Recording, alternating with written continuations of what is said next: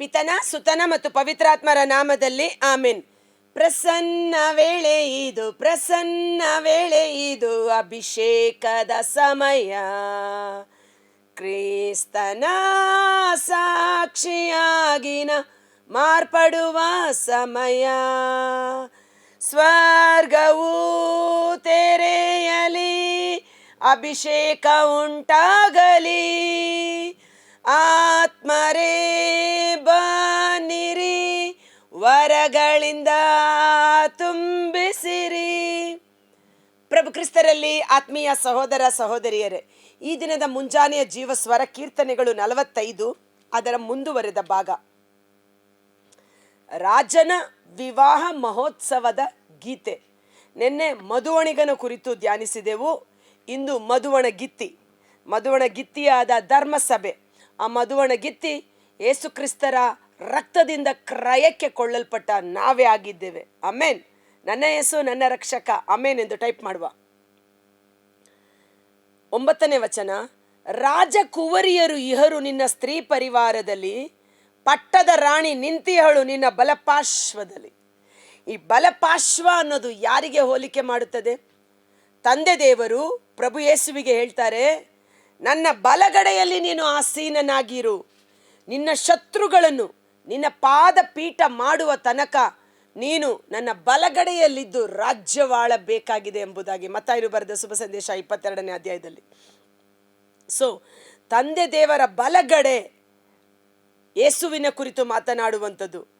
ನನ್ನ ಬಲಗೈಯ ಹಸ್ತದಿಂದ ನಿನ್ನನ್ನು ಮುನ್ನಡೆಸುವೆನು. ಆ ಬಲಗೈ ಪ್ರಭು ಯೇಸುವಿನ ನೀತಿಯಾಗಿದೆ. ಪ್ರಭು ಯೇಸುವಿನ ಶಿಲುಬೆ ಮರಣದ ಮೂಲಕ ನಮಗೆ ದೊರಕಿದಂಥ ಸತ್ಸಂಬಂಧವಾಗಿದೆ. ನನ್ನ ಬಲಗಡೆ ರಾಜಕುಮಾರಿಯರು, ಪಟ್ಟದ ರಾಣಿ ಕುಳಿತಿಹಳು. ಸಮುವೇಲನ ಗ್ರಂಥದಲ್ಲಿ ನಾವು ನೋಡುತ್ತೇವೆ, ಅರಸ ಸೊಲೊಮೋನನು ರಾಜನಾದ ಮೇಲೆ ಅವನ ತಾಯಿ ಬೆತ್ಷೆಬೆ ಆತನನ್ನು ನೋಡಲು ಬರುವಾಗ ಆಕೆ ಅಮ್ಮ ಬನ್ನಿ ಎಂದು ಕರೆದು ತನ್ನ ಬಲಗಡೆಯಲ್ಲಿ ಆಸೀನನಾಗಿದ್ದ ಸಿಂಹಾಸನದಲ್ಲಿ ಕುಳ್ಳಿರಿಸುತ್ತಾನೆ. ಮತ್ತು ಎಸ್ತೇರಳ ಗ್ರಂಥದಲ್ಲಿ ನಾವು ನೋಡುತ್ತೇವೆ, ಅಹೆಷ್ಟೋರೋಷ ಆ ಅರಸ ಎಸ್ತೇರಳನ್ನು ಮದುವೆಯಾಗಿ ಪಟ್ಟದ ರಾಣಿಯಾಗಿ ಬಲಗಡೆ ಕುಳ್ಳಿರಿಸಿಕೊಂಡನು ಎಂಬುದಾಗಿ. ಯೇಸುವಿನಲ್ಲಿ ನಾವು ಮಧುವಣಗಿತ್ತಿಯಾಗಿ ಸರ್ವೇಶ್ವರನ ಬಲಪಾರ್ಶ್ವದಲ್ಲಿ ನಿಂತುಕೊಳ್ಳುವ ಸೌಭಾಗ್ಯ ನಮ್ಮದಾಗಿದೆ. Praise the lord, hallelujah. ಆ ವಾಕ್ಯ ಓದ್ಬಿಡ್ತೀನಿ ಇನ್ನೊಂದ್ಸಲ. ಪಟ್ಟದ ರಾಣಿ ನಿಂತಿಹಳು ನಿನ್ನ ಬಲಪಾರ್ಶ್ವದಲ್ಲಿ. ಎಫೆಸದವರಿಗೆ ಬರೆದ ಪತ್ರ 2ನೇ ಅಧ್ಯಾಯ. ಯೇಸುವೇ ಹಲ್ಲೆಲೂಯಾ, ಹಲ್ಲೆಲೂಯಾ, ಹಲ್ಲೆಲೂಯಾ.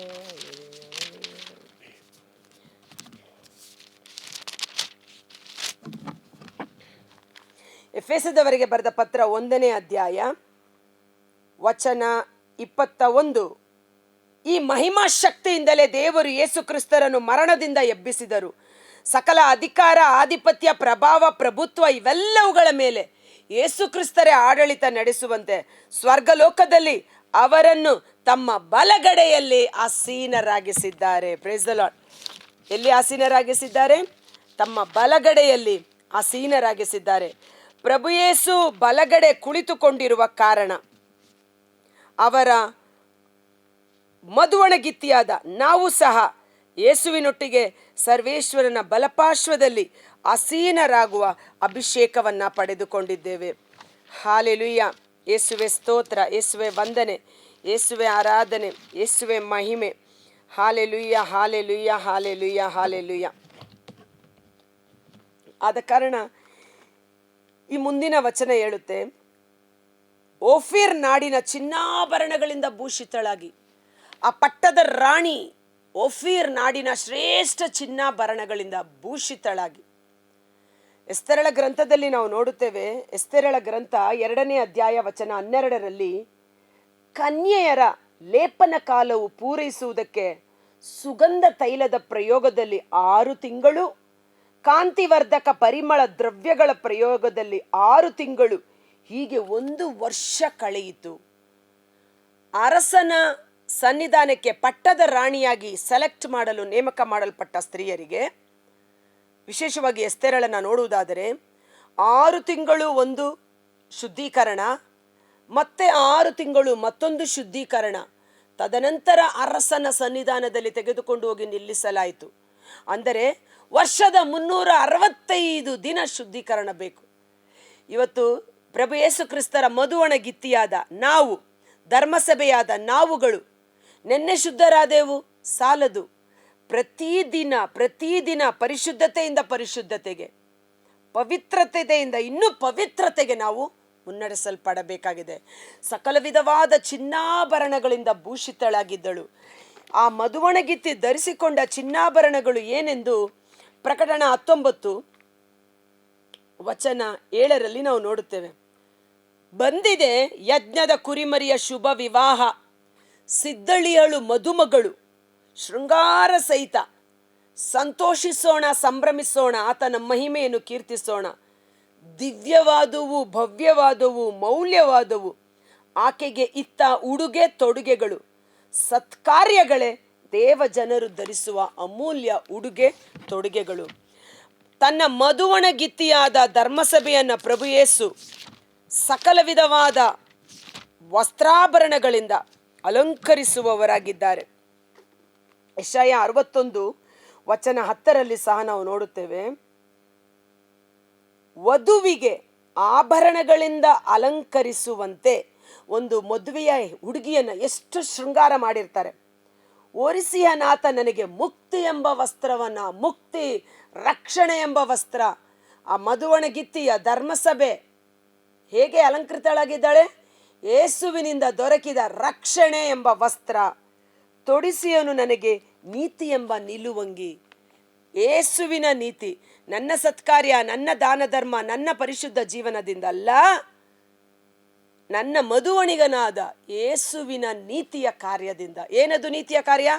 ನನಗಾಗಿ, ನನ್ನನ್ನು ಶುದ್ಧೀಕರಿಸುವುದಕ್ಕಾಗಿ ಶಿಲುಬೆ ಮೇಲೆ ಅವರ ರಕ್ತವನ್ನು ಸುರಿಸಿ, ಯಾವುದೇ ಸುಕ್ಕು ಬೊಕ್ಕೆ ಕಳಂಕವಿಲ್ಲದ ನಿಷ್ಕಳಂಕವಾದ ಪರಿಶುದ್ಧವಾದ ಕನ್ನಿಕೆಯಂತೆ ನಮ್ಮನ್ನು ಶುದ್ಧೀಕರಿಸಿದ ನನ್ನ ಯೇಸು ನನ್ನ ರಕ್ಷಕ. ಅಮೇನ್.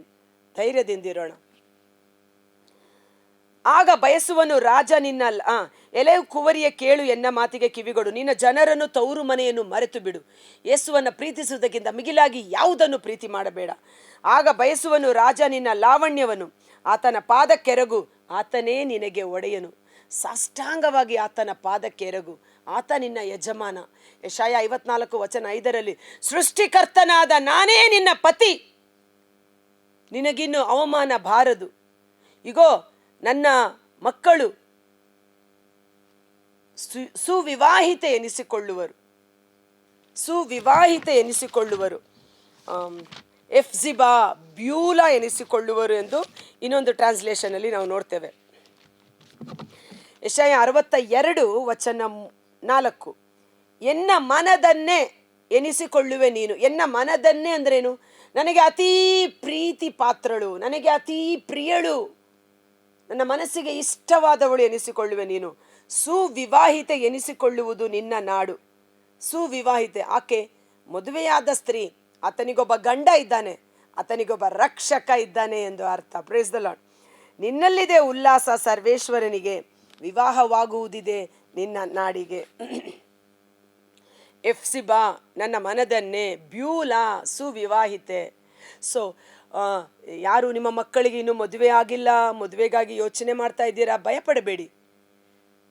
ನಿನ್ನ ನಾಡಿಗೆ ವಿವಾಹವಾಗುವುದು ಎಂದು ಬರೆಯಲ್ಪಟ್ಟಿದೆ. ಯೆಶಾಯ 62:4 ಆ ಮದುವೆಯ ಕಾರ್ಯಕ್ಕಿರುವ ಎಲ್ಲ ತಡೆಗಳು ನೀಗಿ ಹೋಗಿ ದೇವರ ಆಶೀರ್ವಾದ ಆ ಮಕ್ಕಳಲ್ಲಿ ಉಂಟಾಗಲಿ. ಟೈರ್ ನಾಡಿಗರು ನಿನಗೆ ಕಾಣಿಕೆ ಇತ್ತು ಸನ್ಮಾನಿಸುವರು. ಸಿರಿವಂತ ಪ್ರಜೆಗಳು ನಿನ್ನ ಉಪಕಾರವನ್ನು ಕೋರಿ ಬರುವರು. ರಾಜಕುಮಾರಿ ವಿರಾಜಿಸುತ್ತಿಯಳು, ಅಂತಃಪುರದಲ್ಲಿ ಮೆರೆಯುತ್ತಿಯಳು, ಜರತಾರಿ ವಸ್ತ್ರಾಭರಣಗಳಲ್ಲಿ ಭೂಷಿತಳಾಗಿಯಳು. ಆಕೆ ಕಸೂತಿ ಕೆಲದ ವಸ್ತ್ರಗಳಿಂದ ಬರುತ್ತಿಯನು ರಾಜನ ಬಳಿಗೆ ಸಖಿಯರ ಪರಿವಾರ ಸಮೇತ. ಹೇಗೆ ಒಂದು ರಾಣಿಗೆ, ಎಸ್ತೇರ್ ರಾಣಿಗೆ ನಾವು ನೋಡ್ತೀವಿ ಅನೇಕ ದಾಸಿಯರನ್ನು ಕೊಟ್ಟಿದ್ದರು, ಅದೇ ರೀತಿ ಯೇಸುವಿನ ಪಟ್ಟದ ರಾಣಿಯಾದ ನಮಗೂ ಸಹ ಅನೇಕ ದೇವದೂತರುಗಳನ್ನು ನಮ್ಮ ಸೇವೆಗಾಗಿ, ನಮ್ಮ ಉಪಚಾರಕ್ಕಾಗಿ ಕಳುಹಿಸಿಕೊಟ್ಟಿದ್ದಾರೆ. ಕಾರಣ ನಾವು ಅಮೂಲ್ಯರು, ಪ್ರಭುವಿಗೆ ಅತಿ ಪ್ರಿಯರು, ಮಾನ್ಯರು, ಗಣ್ಯರು. ನಮಗಾಗಿ ಸಖಿ ಪರಿವಾರ, ದೇವದೂತರ ಪರಿವಾರ ನಮ್ಮೊಂದಿಗಿದೆ. ಆಗಮಿಸುತ್ತಿರುವುದು ಸಂಭ್ರಮ ಸಡಗರದಿಂದ, ಪ್ರವೇಶಿಸುತ್ತೀಯನು ಅರಮನೆಯನ್ನು ಉತ್ಸಾಹದಿಂದ. ನಿನ್ನ ಪುತ್ರರು ಅಲಂಕರಿಸುವರು ಪೂರ್ವಜರ ಸ್ಥಾನವನ್ನು. ನಿನ್ನ ಪುತ್ರರು, ಮಧುವಣಿಗನಾದ ಯೇಸು, ಮಧುವಣಗಿತ್ತಿಯಾದ ಧರ್ಮಸಭೆಯ ಮೂಲಕ ಪಡೆದುಕೊಂಡ ಮಕ್ಕಳು ಏನನ್ನ ಉತ್ತರಾಧಿಕಾರಿಗಳಾಗಿ ಪೂರ್ವಜರ ಸ್ಥಾನವನ್ನು ನೇಮಕಗೊಳ್ಳುವರು. ಉತ್ತರಾಧಿಕಾರಿಗಳಾಗಿ ಜಗದೊಳು ಈ ಲೋಕದಲ್ಲಿ ಯೇಸುವಿನ ಉತ್ತರಾಧಿಕಾರಿಯಾಗಿ. ಯೋಹಾನ 1:12 ಯೇಸುವಿನಲ್ಲಿ ವಿಶ್ವಾಸವಿಟ್ಟ ಪ್ರತಿಯೊಬ್ಬರು ದೇವರ ಮಕ್ಕಳಾಗುವ ಹಕ್ಕನ್ನು ಪಡೆದುಕೊಂಡರು. ಅವರು ಯೇಸುವಿನ ಉತ್ತರಾಧಿಕಾರಿಯಾಗಿ, ಯೇಸುವಿನ ಸಾಕ್ಷಿಗಳಾಗಿ, ಯೇಸುವಿನ ಸಂತತಿಗಳಾಗಿ ಈ ಲೋಕದಲ್ಲಿ ಜೀವಿಸುವರು. ನಿನ್ನ ನಾಮಸ್ಮರಣೆಯನ್ನು ಉಳಿಸುವೆನು ಚಿರಕಾಲ, ಹೊಗಳುವರು ಸಕಲ ಜನರು ನಿನ್ನನ್ನು ಅನುಗಾಲ. ಅದಕ್ಕೆ ಪ್ರವಾದಿ ಯೆಶಾಯನ ಗ್ರಂಥ 8ನೇ ಅಧ್ಯಾಯ ವಚನ 18ರಲ್ಲಿ ನಾವು ನೋಡುತ್ತೇವೆ, ಇಗೋ ನನ್ನನ್ನು ನನಗೆ ಸ್ವಾಮಿ ದಯಪಾಲಿಸಿರುವ ಮಕ್ಕಳನ್ನು ನೋಡು. ಸಿಯೋನ್ ಶಿಖರದಲ್ಲಿ ವಾಸವಾಗಿರುವ ಸೇನಾಧೀಶ್ವರ ಸ್ವಾಮಿಯೇ ಇಸ್ರಾಯೇಲರಿಗೆ ನೀಡುವ ಸೂಚನೆಗಳು ಹಾಗೂ ಜೀವಂತ ಸಂಕೇತಗಳು ನಾವೇ ಆಗಿದ್ದೇವೆ. Praise the Lord. ನಾವೇ ಪ್ರಭು ಯೇಸುವಿಗೆ ಉತ್ತರಾಧಿಕಾರಿಗಳು. ಪ್ರಭು ಯೇಸು ಮಾಡಿದ ಸಕಲ ವಾಗ್ದಾನಗಳಿಗೆ, ತಂದೆ ದೇವರು ಯೇಸು ಕ್ರಿಸ್ತರ ಮೂಲಕ ಮಾಡಿದಂಥ ಸಕಲ ವಾಗ್ದಾನಗಳಿಗೆ ನಾವೇ ವಾರಸುದಾರರು, ಉತ್ತರಾಧಿಕಾರಿಗಳು. ಯೇಸುವಿನ ಮಹಿಮೆಗೆ ಅದ್ಭುತ ಗುರುತುಗಳಾಗಿದ್ದೇವೆ. Praise the lord. ಕರ್ತರಾದ ಯೇಸುವೇ, ಮುಂಜಾನೆ ಜೀವಸ್ವರವನ್ನು ಆಲಿಸುತ್ತಿರುವ ಪ್ರತಿಯೊಬ್ಬ ಸಹೋದರ ಸಹೋದರಿಯರು, ಅವರ ಕುಟುಂಬಗಳನ್ನು ನಿಮ್ಮ ಬಲಾಢ್ಯವಾದ ಗಾಯಗೊಂಡ ಕರಗಳಿಗೆ ಸಮರ್ಪಿಸುತ್ತೇನೆ. ರಾಜಕುಮಾರಿ, ಪಟ್ಟದ ರಾಣಿ, ಸಕಲ ವಸ್ತ್ರಾಭರಣಗಳಿಂದ, ಓಫೀರ್ ನಾಡಿನ ಚಿನ್ನಾಭರಣಗಳಿಂದ ಅಲಂಕೃತಳಾಗಿ ಹೇಳು. ಇಂದು ಪ್ರಭು ಯೇಸು ಅವರ ರಕ್ತದಿಂದ ನಮ್ಮ ಸಕಲ ಪಾಪಗಳನ್ನು ತೊಳೆದು ಶುದ್ಧೀಕರಿಸಿ, ನಮ್ಮ ದೇಹಾತ್ಮ ಮನಸ್ಸನ್ನು ಸಕಲ ಜಡಕರ್ಮಗಳಿಂದ ಬಿಡುಗಡೆ ಮಾಡಿ, ಪರಿಶುದ್ಧ ಸ್ತ್ರೀಯಾಗಿ, ಪರಿಶುದ್ಧ ಮಧುವಣ ಗಿತ್ತಿಯಾಗಿ ನಮ್ಮನ್ನು ಮಾರ್ಪಡಿಸಿದ್ದಾರೆ. ವಾಕ್ಯೋಪದೇಶದಿಂದಲೂ ಪವಿತ್ರಾತ್ಮರ ಜಲಸ್ನಾನದಿಂದಲೂ ನಮ್ಮನ್ನು ಶುದ್ಧೀಕರಿಸಿ, ಅವರ ಸನ್ನಿಧಿಯಲ್ಲಿ ನಿರ್ದೋಷಿಗಳು ನಿಷ್ಕಳಂಕರು ಆಗಿರುವಂತೆ ನಮ್ಮನ್ನು ಮಾಡಿ, ಕಡೆಯವರೆಗೂ ನಮ್ಮನ್ನು ಕಾಪಾಡುವ ಪ್ರಭು ಯೇಸು ಕ್ರಿಸ್ತರಿಗೆ ಯುಗ ಯುಗಾಂತರಕ್ಕೂ ಸ್ತುತಿ, ಸ್ತೋತ್ರ, ಮಹಿಮೆ, ಆರಾಧನೆ ಸಲ್ಲಲಿ. ಸೃಷ್ಟಿಕರ್ತನಾದ ನಾನೇ ನಿನ್ನ ಪತಿ, ಧೈರ್ಯದಿಂದಿರು. ನಿನ್ನ ಕುಟುಂಬಕ್ಕೆ ನಾನು ಜವಾಬ್ದಾರ. ನಿನ್ನ ಜೀವನವನ್ನು ನಾನು ಆಶೀರ್ವದಿಸಿ ಅಭಿಷೇಕದಲ್ಲಿ ಮುನ್ನಡೆಸುವೆನು.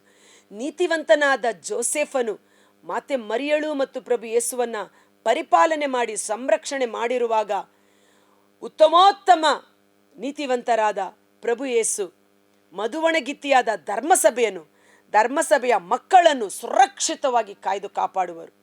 ನನ್ನ ಕೈಯಿಂದ ನಿಮ್ಮನ್ನು ಯಾರು ಕಸಿದುಕೊಳ್ಳಲಾರರು, ನಾನು ನಿಮಗೆ ನಿತ್ಯ ಜೀವವನ್ನು ಕೊಡುತ್ತೇನೆ ಎಂದು ವಾಗ್ದಾನ ಮಾಡಿರುವ ಪ್ರಭು ಯೇಸು, ಪಾತಾಳದ ಶಕ್ತಿ ಈ ಧರ್ಮಸಭೆಯನ್ನು ಎಂದಿಗೂ ಜಯಿಸಲು ಸಾಧ್ಯವೇ ಇಲ್ಲ.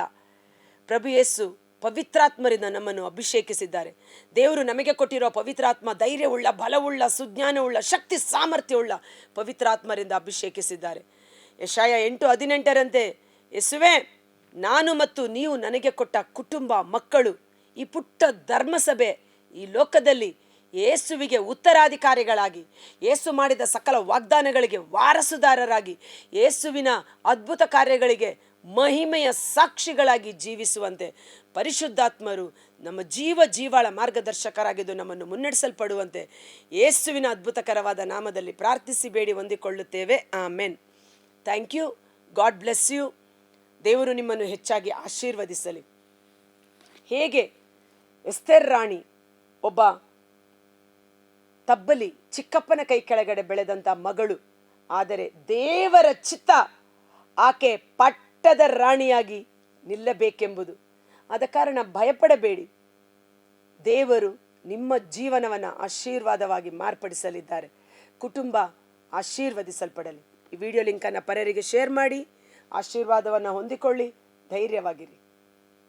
Thank you.